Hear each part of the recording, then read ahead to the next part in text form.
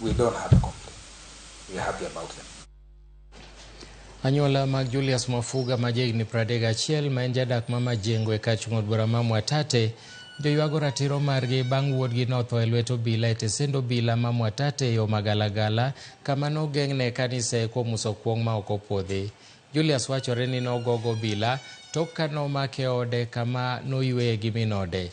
Kaluwore ganyuolane, nek mar Julius ne obalo gi chike wira ni ne en mane ode gi min ode tarik 8 madweni kama bende apisa ariyo mag obila mane nigi lep raia nomake gang'enge kaeto dhi kode. Sani koro familia mare wacho ni gidwaro lipot mar thieth manyiso gima dine kel tho mar wuodgi no, ni mar giwacho ni nogoye gobila.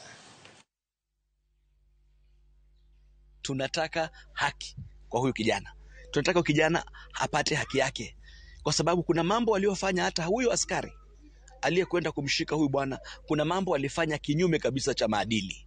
Kwanza kumpiga marehemu mbele ya mke wake ambaye ni mjamzito na mtoto mdogo. Hiyo peke yake ilikuwa ni ukiukaji wa haki za kibinadamu wa juu sana. Kwa sababu sasa huyo mtoto aliona babake akipigwa mpaka akatupwa chini, akatupwa kwenye Land Cruiser na anangoja kumwona babake akizikwa.